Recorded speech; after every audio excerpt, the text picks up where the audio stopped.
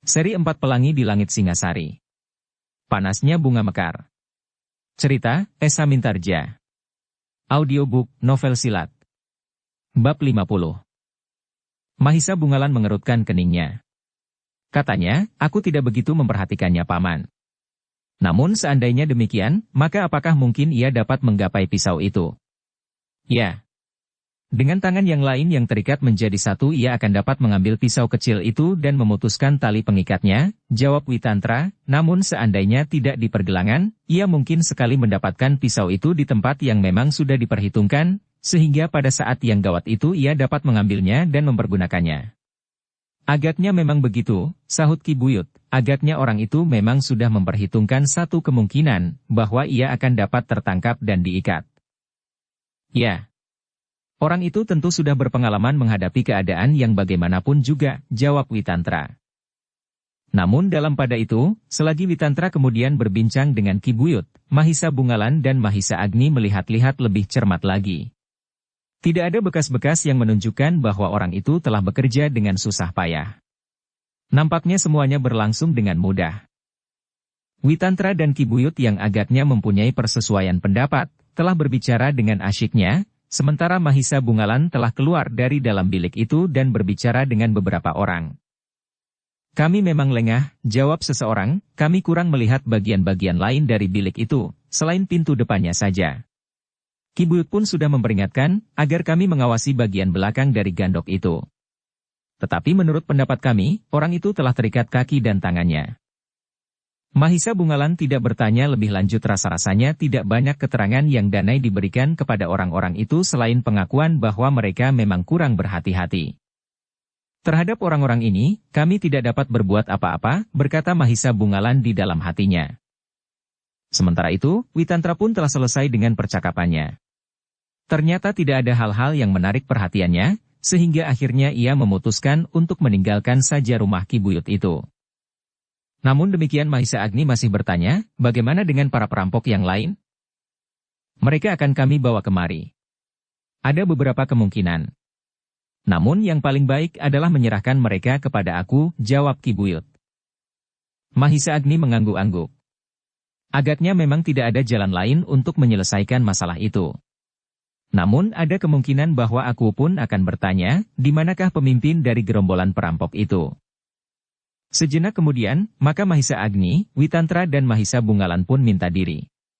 Sebenarnya mereka merasa kecewa bahwa mereka tidak dapat bertemu dengan pemimpin perampok itu. Bukan saja mereka tidak dapat bertanya sama sekali, namun agaknya pemimpin perampok itu akan dapat berbuat jauh lebih banyak lagi. Tetapi demikian ketiga orang itu keluar regol padepokan, maka Mahisa Agni pun berkata, kita bertanya kepada tawanan-tawanan yang lain, di manakah sarang mereka? Mungkin kita akan dapat mengunjunginya. Aku sependapat paman, Mahisa Bungalan menyahut dengan serta-merta, orang itu tentu kembali ke sarangnya untuk menyelamatkan apa yang telah mereka miliki. Karena itu, kita harus bertindak cepat. Ya. Secepat dapat kami lakukan, jawab Mahisa Agni. Lalu, namun kesempatan yang aku dapatkan selama Witantra berbicara dengan asyiknya, maka aku menangkap beberapa hal yang agak menarik perhatian. Apa? Bertanya Witantra. Ada beberapa kesimpang siuran sikap Ki Buyut, berkata Mahisa Agni, aku dengan hati-hati memancing keterangan. Semula Ki Buyut menyuruh orang-orangnya meninggalkan tawanan itu, karena menurut Ki Buyut, orang itu tidak akan dapat melepaskan diri, karena ia terikat dengan jangat. Namun kemudian Ki Buyut memanggil mereka dan memberikan beberapa pesan, agar mereka berhati-hati. Mahisa Bungalan mengerutkan keningnya. Lalu, apakah kita akan mengusutnya? Tidak sekarang, berkata Mahisa Agni, barangkali kita dapat melacak pemimpin gerombolan yang hilang itu saja. Jika kita dapat menemukannya. Kemudian jika kita dapat menangkap kembali orang itu. Kita akan dapat berbicara dengannya, namun pekerjaan itu bukannya pekerjaan yang mudah. Aku mengerti. Tetapi tentu akan sangat menarik, sahut Mahisa Agni. Karena itulah, maka mereka pun kemudian langsung menuju ke padukuhan, tempat para perampok itu masih disimpan. Kedatangan Mahisa Agni, Witantra dan Mahisa Bungalan disambut oleh orang-orang padukuhan itu. Dan segala yang ingin dilakukannya tidak seorang pun yang menghalanginya. Dalam pada itu, maka Mahisa Agni pun minta kepada orang-orang padukuhan itu, agar ia diberi kesempatan untuk berbicara dengan salah seorang di antara para perampok itu. Silahkan, berkata orang-orang padukuhan itu, kami tidak akan berkeberatan. Demikianlah, dipendapa sebuah rumah di antara rumah-rumah penduduk itu, Mahisa Agni. Witantra dan Mahisa Bungalan menghadapi seorang di antara para perampok yang tertangkap itu. Dengan tidak ragu-ragu, Mahisa Agni meminta agar Mahisa Bungalan melepaskan segala ikatan di tubuh orang itu. Duduklah, berteka Mahisa Agni. Orang itu pun kemudian duduk dengan jantung yang berdebaran. Apalagi orang itu mengetahui bahwa ketiga orang yang menghadapinya adalah orang yang luar biasa. Aku akan mengajukan pertanyaan, berkata Mahisa Agni, kau harus menjawab dengan jujur. Orang itu tidak menjawab. Coba katakan, berkata Mahisa Agni, di manakah pemimpinmu sekarang? Orang itu justru heran. Katanya, bukankah orang itu telah dibawa oleh Ki Buyut? Mahisa Agni mengangguk-angguk. Katanya, jadi kau mengetahuinya? Ya, jawab orang itu. Baiklah. Jika demikian aku ingin tahu, di manakah sarangmu, bertanya Mahisa Agni.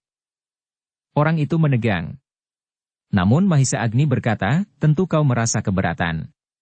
Tetapi aku kira tidak ada gunanya lagi bagimu untuk menyembunyikan, karena untuk selamanya kau tidak akan dapat menikmatinya jika di sarangmu masih tersimpan harta benda hasil rampokanmu.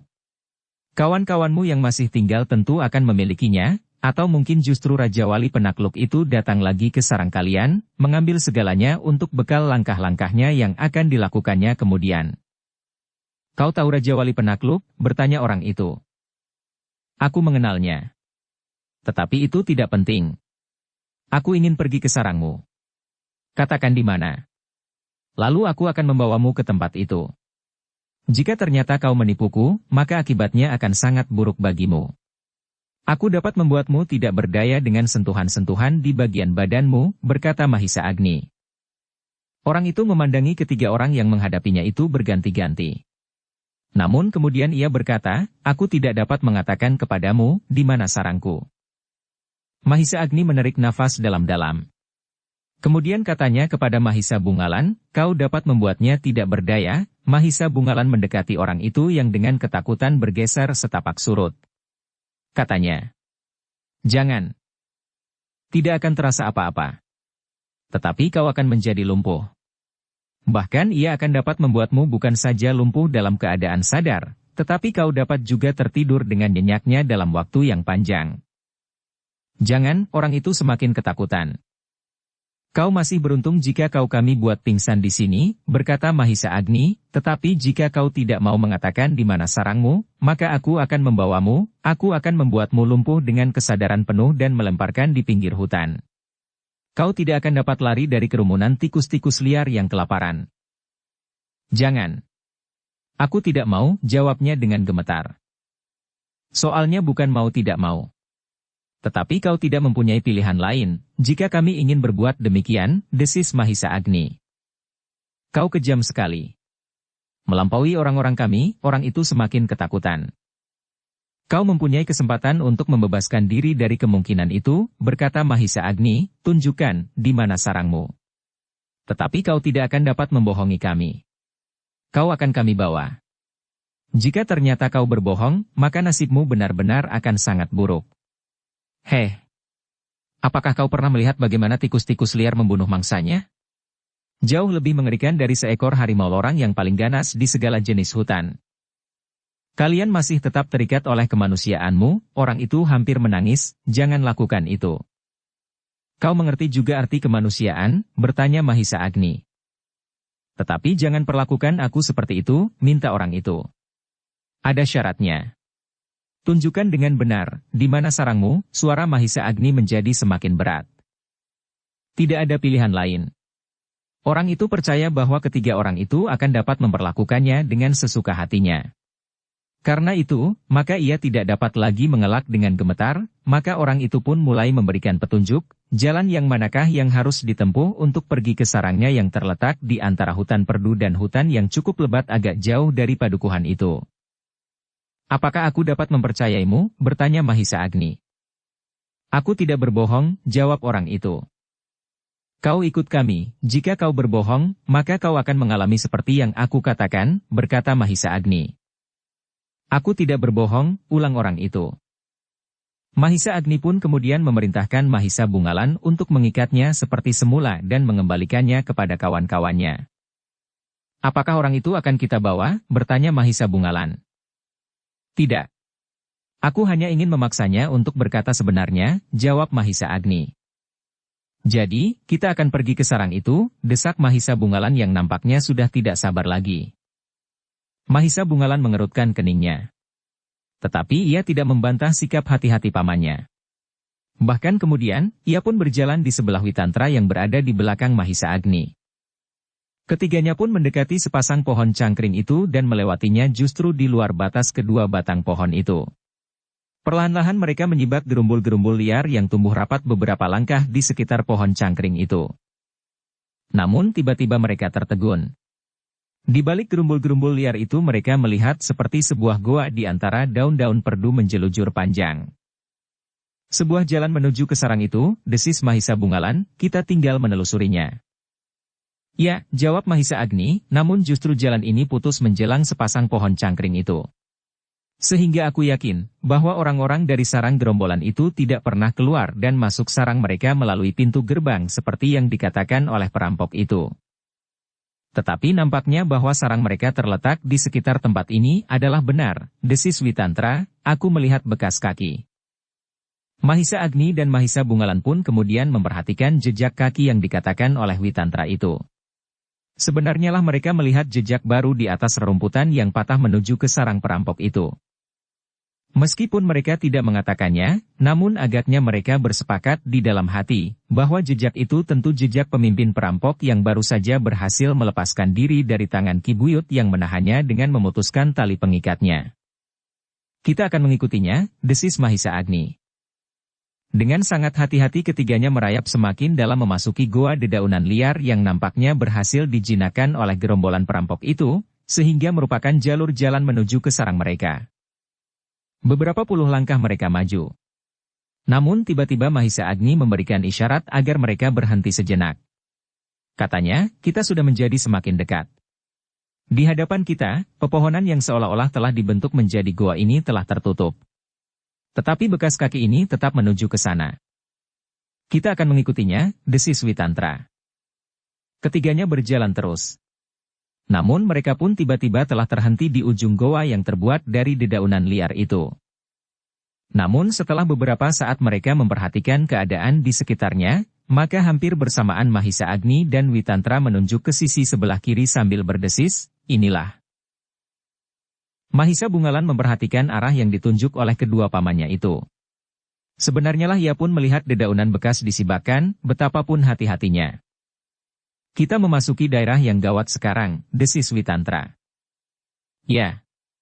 Mungkin pemimpin perampok itu bukan pemimpin tertinggi dari sarang mereka di sini, desis Mahisa Agni. Mahisa Bungalan mengangguk-angguk. Sementara Mahisa Agni yang berada di paling depan mulai menyibakkan dedaunan liar dan menyusup semakin dalam-dalam. Dengan ketajaman penglihatannya, maka ia dapat melihat bekas dan jejak orang yang berjalan mendahului yang nampaknya tergesa-gesa sehingga tidak berhasil menghapus jejaknya dengan baik. Beberapa langkah mereka maju. Namun tiba-tiba mereka sampai pada ujung jalan yang mereka lalui di antara semak-semak. Pada suatu saat mereka terhenti, karena mereka melihat di hadapan mereka, pohon perdu itu menjadi semakin jarang. Kita sudah menembus pintu gerbang kedua, desis Mahisa Agni, kita sudah sampai. Ketiga orang itu pun segera bersiap-siap menghadapi segala kemungkinan. Dengan hati-hati mereka menembus lapisan terakhir dari lubang yang aneh yang mereka lewati. Sebenarnya lah, dari ujung lorong itu mereka dapat menyibakkan dedaunan sehingga mereka dapat melihat tempat yang cukup lapang di bawah pepohonan besar di dalam hutan itu. Namun nampaknya pohon-pohon perdu dan gerumbul-gerumbul liar di bawah pepohonan itu sudah dibersihkan dan tidak tumbuh lagi karenanya. Di antara pepohonan itu nampak beberapa barak yang didirikan terpencar dengan jarak yang tidak lebih dari 20 langkah dari yang satu dengan yang lain. Lihat, desis Mahisa Agni.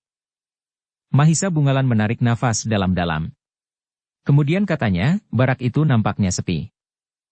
Sebagian mereka telah tertangkap. Mungkin sebagian besar, jawab Witantra. Mahisa Bungalan mengangguk-angguk. Lalu katanya, apakah kita akan langsung mendekati barak itu? Ya, jawab Mahisa Agni, tetapi hati-hatilah. Kita akan mendekati dan dengan akibat yang dapat kita perhitungkan. Kita akan berpencar. Dengan pengertian bahwa apabila kita terdesak dan harus pergi dari tempat ini, kita akan bertemu di luar hutan. Ingat Mahisa Bungalan, rasa-rasanya ada semacam sentuhan perasaan, jangan melalui jalan di antara kedua pohon cangkring yang disebut pintu gerbang pertama itu. Mahisa Bungalan mengangguk. Jawabnya, aku mengerti paman. Nah, kita akan mendekati tempat itu dari 3 arah, berkata Mahisa Agni kemudian, kita akan memakai isyarat suara burung tekukur. Seandainya di daerah ini tidak ada burung tekukur dan dengan demikian, kehadiran kita segera diketahui, maka kita sudah siap untuk menghadapi mereka dalam keadaan yang bagaimanapun juga. Baik paman, jawab Mahisa Bungalan pula. Dalam pada itu, maka ketiga orang itu pun segera membagi arah. Mereka akan mendekati barak itu untuk mengetahui keadaannya. Baru setelah terdengar isyarat dari Mahisa Agni, mereka akan memasuki daerah di antara barak-barak itu. Demikianlah, dengan hati-hati ketiga orang itu pun mendekati barak dari arah yang berbeda. Mahisa Agni mendekati barak dari arah selatan. Witantra dan Utara dan Mahisa Bungalan dari arah timur, dari arah mereka datang. Semakin dekat, maka mereka pun mulai melihat seseorang yang lewat di antara longkangan barak yang terpencar itu. Tergesa-gesa melintas. Kemudian hilang di barak sebelah. Mahisa Agni yang datang dari selatan melihat bahwa di antara barak yang berpencaran itu terdapat sebuah di antaranya yang paling besar. Orang yang melintas dengan tergesa-gesa itu keluar dari barak yang paling besar dan hilang di barak sebelah. Sejenak Mahisa Agni menunggu. Seperti yang diduganya, maka orang yang melintas itu dengan tergesa-gesa kembali ke barak yang paling besar dengan membawa sebuah kampil yang besar. Mahisa Agni menarik nafas dalam-dalam. Harapannya untuk bertemu dengan pemimpin perampok itu pun menjadi semakin besar.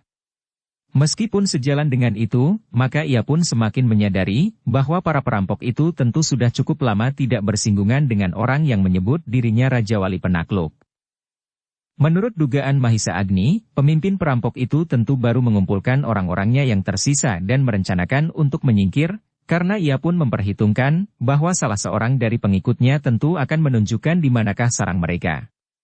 Tetapi pemimpin perampok itu tidak akan menduga bahwa orang yang memburunya bergerak cukup cepat. Dalam pada itu, Mahisa Agni masih melihat beberapa orang yang lain melintas hilir mudik, sehingga Mahisa Agni pun menduga bahwa jumlah orang di dalam sarang itu masih harus diperhitungkan sebaik-baiknya. Ketika Mahisa Agni menjadi semakin dekat, maka ia masih melihat 2 orang bersenjata telanjang berjalan di seputar barak yang besar itu, kemudian melintas di antara barak-barak yang berserakan. Agaknya masih juga ada 2 orang yang mengawasi barak itu dengan cermat. Dari pengamatan yang sepintas, Mahisa Agni mengetahui bahwa penghuni barak itu memang sudah tidak terlalu banyak. Namun 3 orang dibanding dengan orang-orang yang masih ada di dalam barak itu, memang harus mempergunakan perhitungan yang lebih cermat. Karena itulah Mahisa Agni mencoba untuk mempergunakan perhitungan lain. Ia tidak segera memberikan isyarat kepada Witantra dan Mahisa Bungalan yang tentu sudah tidak terlalu jauh lagi dari barak-barak itu. Ia masih ingin mengurangi jumlah lawan dengan caranya. Ketika kedua orang yang meronda barak-barak itu lewat beberapa langkah di hadapannya, tiba-tiba saja Mahisa Agni dengan sengaja menggerakkan ranting di sebelahnya, tempatnya ia bersembunyi. Ternyata dedaunan yang bergetar itu menarik perhatian kedua orang peronda itu. Sejenak keduanya saling berpandangan. Namun agaknya keduanya bersepakat untuk mendekat dan melihat apakah yang telah menggerakkan dedaunan itu. Namun demikian kedua orang itu mendekat, maka dengan serta-merta Mahisa Agni telah menarik mereka. Dengan kecepatan yang tidak mereka duga sama sekali, maka keduanya telah tersentuh tangan Mahisa Agni di bagian tengkuknya, sehingga keduanya pun kemudian seolah-olah tertidur nyenyak. Karena itu, maka keduanya pun kemudian telah dibaringkan oleh Mahisa Agni di belakang gerumbul perdu. Kemudian ia pun telah berusaha mencari kesempatan untuk lebih dekat lagi dengan barak-barak itu. Tetapi agaknya sulit baginya untuk mendapat kesempatan kedua kalinya. Dengan demikian, maka Mahisa Agni tidak menunda waktu lagi. Tiba-tiba saja telah terdengar bunyi burung tekukur yang menggeletar keras sekali menurut ukuran burung tekukur yang sebenarnya. Suara itu ternyata telah menarik perhatian para penghuni barak itu. Karena itu, maka terdengar suara lantang dari dalam barak yang terbesar. Lihat, siapakah mereka?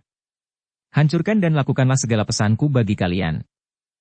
Dalam pada itu, maka Witantra dan Mahisa Bungalan pun segera berloncatan keluar dari persembunyian mereka. Ternyata bahwa mereka berdua pun menduga bahwa barak yang paling besar itu telah dipergunakan oleh para perampok untuk menentukan segala-segalanya. Karena itu, maka mereka pun telah mendekati barak itu agar pemimpin perampok itu tidak terlepas dari tangan mereka. Tetapi ternyata bahwa di barak itu masih terdapat beberapa orang yang berloncatan dari barak-barak itu, termasuk barak yang paling besar. Dengan serta-merta mereka pun telah menyongsong kehadiran Witantra dan Mahisa Bungalan, sementara Mahisa Agni telah berusaha merayap sampai ke pintu barak terbesar itu. Tepat pada saat Mahisa Agni sampai di sudut barak, ia melihat seseorang meloncat keluar diikuti oleh 3 orang lainnya. Dalam pada itu, orang itu pun berteriak semakin lantang, binasakan mereka tanpa belas kasihan. Namun dalam pada itu, ketika orang itu melihat Mahisa Agni yang berloncatan pula mendekat, wajahnya menjadi pucat. Ternyata pemimpin perampok itu adalah benar-benar orang yang mereka cari, sehingga kehadiran Mahisa Agni membuat pemimpin perampok itu menjadi pucat. Orang ini adalah orang-orang yang memiliki kelebihan semalam, sehingga aku dapat ditangkap, berkata pemimpin perampok itu di dalam hatinya. Namun ia tidak dapat ingkar. Sekarang orang itu telah berada di hadapannya. Bagaimanapun juga ia harus melawannya dengan sepenuh kemampuannya bersama beberapa orang pengawalnya yang tidak ikut tertangkap dalam usaha perampokan yang gagal itu. Sejenak kemudian, di antara barak-barak yang tersebar itu telah terjadi pertempuran. Beberapa orang di antara para perampok itu telah menyerang Witantra dan Mahisa Bungalan. Sementara pemimpin perampok itu dengan 3 orang pengikutnya siap menghadapi Mahisa Agni. Ketika ternyata yang datang hanya 3 orang, maka pemimpin perampok itu mulai agak tenang. Bahkan pemimpin perampok itu pun kemudian berkata, Kisanak. Meskipun kalian bertiga adalah orang-orang yang luar biasa, tetapi di sini kalian menemukan lawan yang terlalu banyak bagi jumlah kalian yang hanya 3 orang itu.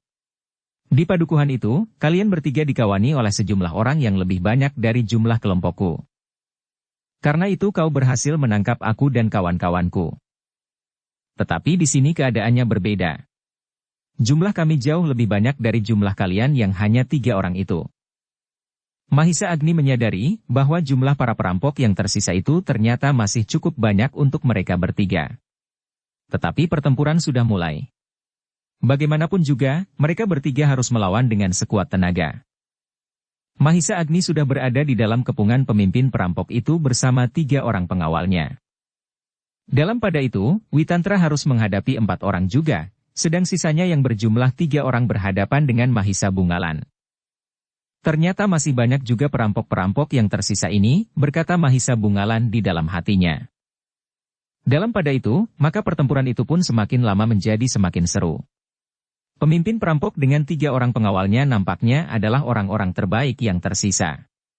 Pemimpin perampok itu sendiri memiliki kemampuan yang cukup, sementara 3 orang yang bersertanya adalah orang-orang terbaik yang diserahi barak-barak itu selama pemimpin perampok dan beberapa orang pengikutnya pergi merampok, namun gagal. Karena itu, maka sebenarnya lah bahwa Mahisa Agni pun merasa tekanan yang cukup berat dari ke-4 orang itu. Mereka cukup cepat dan tangkas mempermainkan senjata mereka. 2 orang di antara mereka mempergunakan tombak yang tidak terlalu panjang. Yang seorang mempergunakan sepasang bindi sementara pemimpin perampok itu mempergunakan pedang panjang. Mahisa Agni harus berhati-hati melawan mereka. Kedua orang bersenjata tombak itu menyerang dari arah berlawanan, sementara pemimpin perampok itu dengan cepatnya bergeser sambil memutar pedangnya. Kadang-kadang menyambar mendatar, kadang-kadang mematuk seperti seekor ular berbisa. Sedangkan sepasang bindi yang cukup besar menyambar berpasangan dan bahkan kadang-kadang kedua bindi itu menyerang bersilang. Mahisa Agni harus melawan ke-4 orang itu dengan cepat pula. Ia bergeser dan berloncatan menghindari serangan lawannya. Kadang-kadang ia harus menangkis senjata lawannya dengan senjatanya pula. Namun dalam pada itu, pada setiap benturan terasa oleh lawannya bahwa Mahisa Agni memiliki kekuatan yang benar-benar luar biasa, sehingga dengan demikian maka mereka berusaha untuk tidak lagi beradu senjata. Jika demikian terjadi beberapa kali, maka senjata mereka akan dapat terlepas dari tangan. Sementara itu, Mahisa Bungalan telah bertempur dengan garangnya pula. Ia sadar bahwa lawannya terlalu banyak. Betapapun tinggi kemampuan mereka, namun di hadapan lawan yang berlipat ganda, ia harus berhati-hati. Karena lawan mereka itu pun tentu orang-orang yang memiliki pengalaman bertempur dalam berbagai keadaan pula. Apalagi ketika lambat laun-lawan Mahisa Bungalan itu pun menjadi semakin garang dan kasar. Mereka mulai berteriak-teriak dan berloncatan dengan liar. Namun dalam pada itu, Mahisa Bungalan tetap menyadari, di balik keliaran itu, ketiga lawannya memang memiliki kemampuan bertempur dengan tenaga yang cukup kuat. Yang bertempur melawan Witantra pun segera menyadari bahwa lawan mereka benar-benar seorang yang pilih tanding. Tetapi Witantra tidak segarang Mahisa Bungalan pada mulanya. Orang tua itu lebih banyak menghindar dan menangkis sambil melihat-lihat seluruh arena. Sekilas ia memperhatikan bagaimana Mahisa Agni melawan pemimpin perampok dengan 3 orang pengawalnya yang terbaik dari sisa-sisa pengikutnya. Namun demikian, ternyata betapa beratnya tugas Mahisa Agni. Senjata lawannya yang menyerang beruntun rasa-rasanya bagaikan angin yang bergulung dari segala penjuru. Namun Witantra menarik nafas dalam-dalam. Ia percaya bahwa Mahisa Agni adalah orang yang memiliki pengalaman dan kemampuan yang jarang ada bandingnya. Karena itu, maka ia justru semakin lama semakin mantap menghadapi ujung senjata lawan-lawannya. Witantra sendiri tidak banyak mengalami kesulitan. Meskipun ia pun harus melawan 4 orang seperti Mahisa Agni, tetapi tingkat kemampuan lawan-lawannya tidaklah segarang lawan Mahisa Agni. Keempat orang yang bertempur melawannya memang termasuk orang-orang yang kasar dan liar. Tetapi kemampuan ilmu mereka tidak banyak berarti bagi Witantra. Bahkan 3 orang yang bertempur melawan Mahisa Bungalan memiliki keterampilan yang lebih dari keempat lawannya. Witantra tersenyum melihat Mahisa Bungalan bertempur dengan sekuat tenaganya. Karena itulah, maka ia pun segera mendesak lawannya. Ia berniat untuk segera mengakhiri pertempuran itu, karena ia tidak tahu pasti apa yang dapat terjadi atas kedua pamannya yang masing-masing bertempur melawan 4 orang. Karena itulah maka Mahisa Bungalanlah orang yang pertama melumpuhkan lawan-lawannya. Ketika seorang di antara para perampok itu menyerang, Mahisa Bungalan tidak berusaha menghindar. Ia justru telah berusaha untuk membenturkan senjatanya dengan senjata lawannya, sehingga seperti yang diperhitungkan, maka senjata lawannya itu pun telah terlepas. Yang terdengar kemudian adalah keluhan tertahan. Ternyata seorang lawan Mahisa Bungalan telah terluka di pundaknya, sementara kawannya kehilangan senjatanya. Ternyata bahwa Mahisa Bungalan bertindak jauh lebih cepat dari perhitungan lawan-lawannya. Sebelum lawan-lawannya itu menyadari apa yang terjadi, Mahisa Bungalan telah menyerang beruntun, sehingga ketiga orang lawannya telah kehilangan senjatanya. Bahkan ayunan senjatanya yang terakhir berhasil menggores lengan salah seorang dari mereka. Ketiga lawan Mahisa Bungalan benar-benar telah dilumpuhkan. Mereka tidak berani berbuat sesuatu lagi ketika Mahisa Bungalan mengancam mereka dengan senjatanya. "Ikat mereka Mahisa Bungalan," berkata Witantra. Mahisa Bungalan termangu-mangu. Nampaknya ia sedang berpikir, apakah yang dapat dipergunakannya untuk mengikat tangan dan kaki lawannya. Witantra nampaknya mengetahui apa yang dipikirkan oleh Mahisa Bungalan. Karena itu, maka ia pun berkata pula, "Ambil ikat kepala mereka, atau kain panjang, atau ikat pinggang kulit mereka." Mahisa Bungalan mengangguk-angguk. Katanya, "Bagus. Lepaskan ikat kepala kalian." Para perampok itu tidak dapat membantah. Mereka pun segera melepaskan ikat kepala mereka. Sementara Mahisa Bungalan pun segera memerintahkan mereka saling mengikat tangan dan kaki. Sementara orang terakhir telah diikat oleh Mahisa Bungalan sendiri sambil melihat-lihat apakah ikatan yang lain cukup kuat pula. Dalam pada itu, setelah ia mendapat kesempatan untuk melihat arena perkelahian itu dengan seksama, maka tahulah ia bahwa kedua pamannya sama sekali tidak menemui kesulitan. Bahkan Mahisa Agni yang bertempur melawan pemimpin perampok dan 3 orang pengawal terpilihnya ternyata sama sekali tidak mengalami tekanan yang terasa terlalu berat. Dengan kemampuan ilmunya yang tinggi, Mahisa Agni berhasil memaksa keempat orang lawannya untuk memeras segenap kemampuan dan tenaganya. Namun ternyata bahwa Mahisa Agni memang seorang yang sulit dicari tandingnya.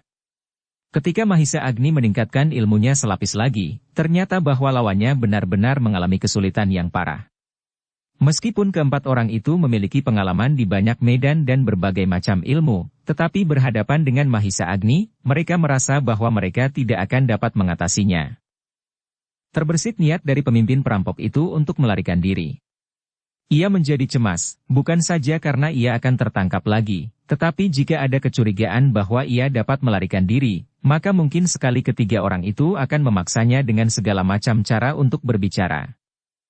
Sementara itu, Mahisa Bungalan yang sudah kehabisan lawan, karena mereka telah terikat, bergeser dari arena pertempuran Witantra ke arena pertempuran Mahisa Agni. Dalam pada itu, ia mulai melihat cara yang tidak wajar dari pemimpin perampok itu. Nampaknya ia sedang berusaha untuk mengumpankan ketiga orang pengawalnya, sementara ia mengambil ancang-ancang. Licik, gira Mahisa Bungalan di dalam hatinya. Sebenarnya lah, bahwa ketiga pengawalnya yang bersenjata tombak menyerang berbareng, dan selagi Mahisa Agni berusaha menghindar, maka yang bersenjata bindi pun menyerang pula, pemimpin perampok itu seolah-olah mendapat kesempatan. Selagi Mahisa Agni sibuk menghindar dan menangkis, maka tiba-tiba saja pemimpin perampok itu meloncat dari arena. Tetapi agaknya ia kurang memperhatikan kemungkinan yang lain. Ternyata Mahisa Bungalan tidak membiarkannya. Demikian pemimpin perampok itu melarikan diri, maka Mahisa Bungalan telah mengejarnya. Pemimpin perampok itu tidak sempat berlari sampai ke lebatnya pepohonan perdu di hutan, karena Mahisa Bungalan segera menyusulnya. Yang terjadi kemudian adalah perkelahian yang seru di antara keduanya. Tetapi pemimpin perampok itu tidak banyak memperoleh kesempatan. Sejenak kemudian, maka ia pun mulai terdesak. Sementara itu Witantra pun merasa perlu untuk segera mengakhiri pertempuran.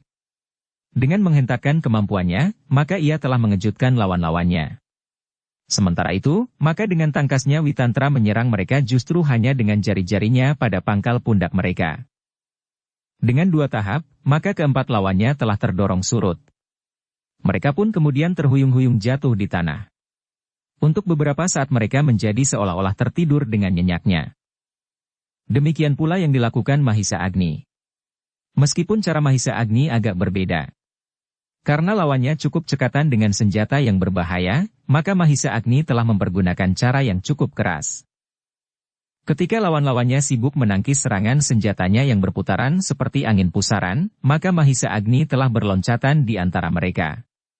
Dengan pukulan sisi telapak tangan kirinya maka ia telah membuat ketiga orang lawannya menjadi pingsan.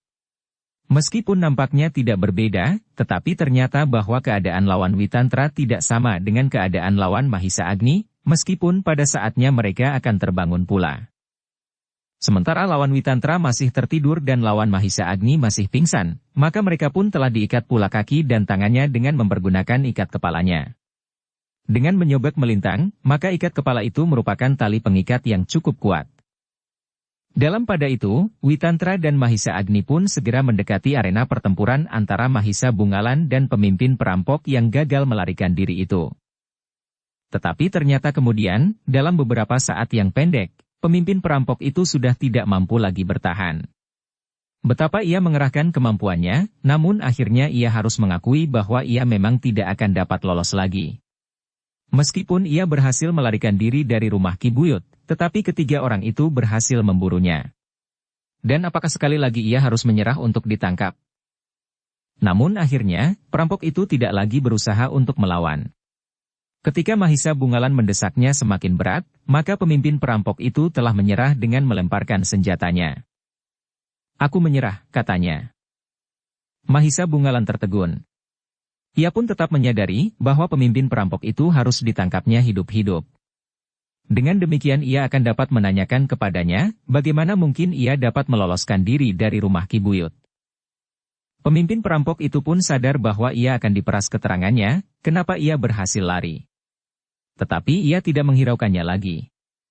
Ia lebih senang hidup dan berkata terus terang daripada harus mati di dalam pertempuran itu atau tubuhnya akan menjadi luka arang keranjang hanya karena ia ingin membungkam dan melindungi orang lain.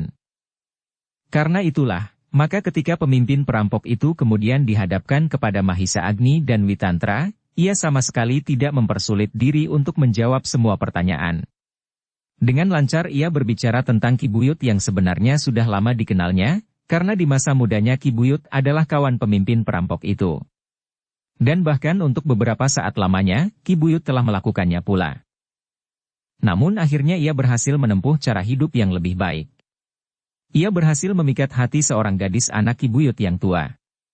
Ketika Ki Buyut yang tidak mempunyai seorang anak laki-laki itu, tidak lagi mampu melakukan tugasnya, maka ialah yang mendapat limpahan tugas menjadi buyut di kabuyutannya. Bagaimana mungkin ia berhubungan dengan kau lagi, bertanya Mahisa Agni. Aku memang datang menemuinya, jawab pemimpin perampok itu. Kau bujuk orang itu untuk membantumu melakukan niat jahatmu di kabuyutannya, bertanya Witantra. Ternyata ia tidak melupakan pekerjaannya itu.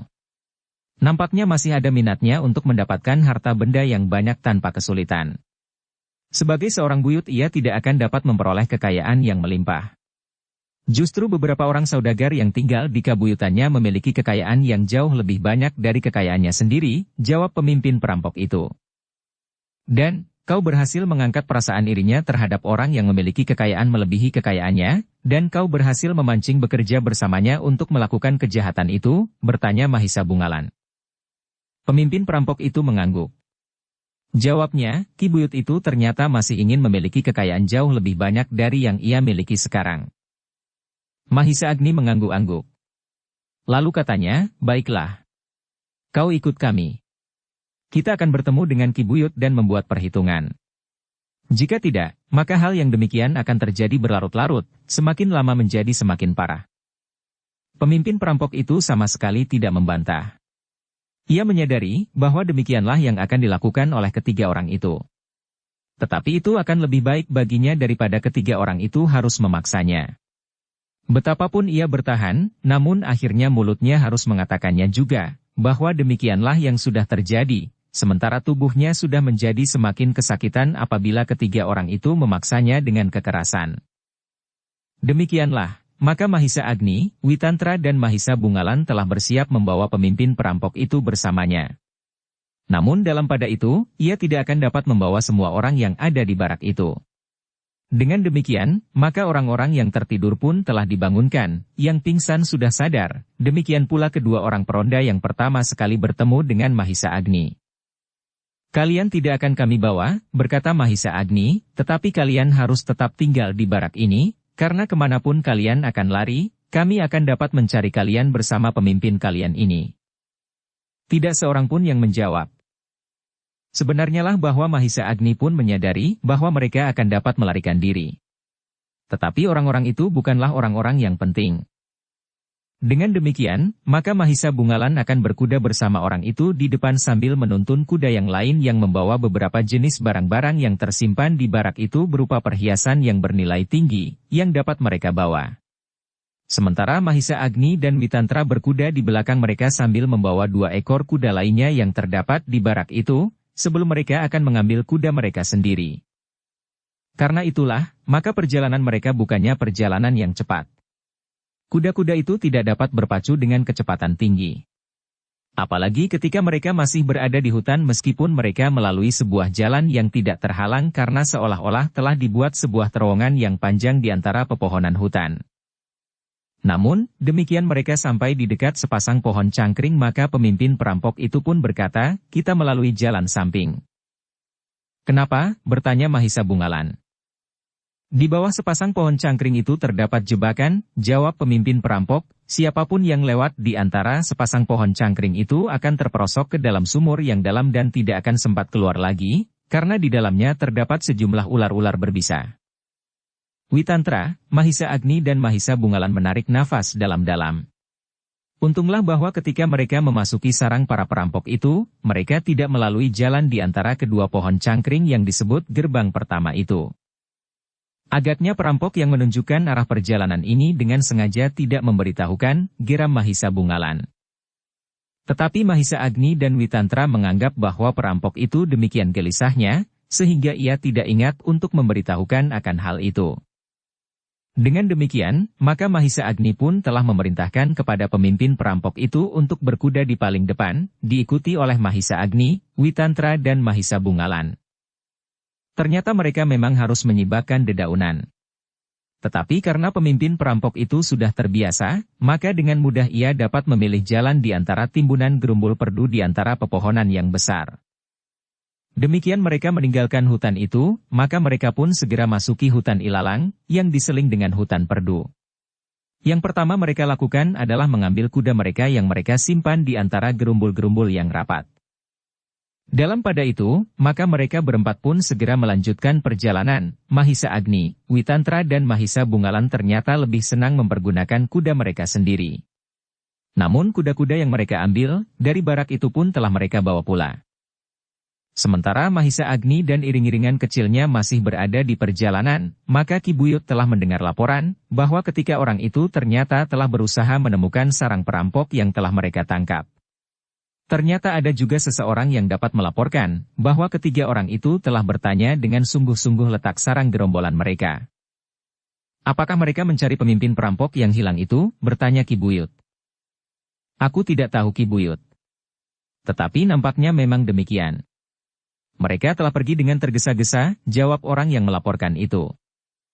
Orang-orang gila, geram Ki Buyut. Lalu, nampaknya orang itu memang sedang mencari perkara. Terserahlah kepada Ki Buyut, apakah yang dilakukan itu akan mengganggu atau tidak, sahut orang itu pula. Ki Buyut termangu-mangu.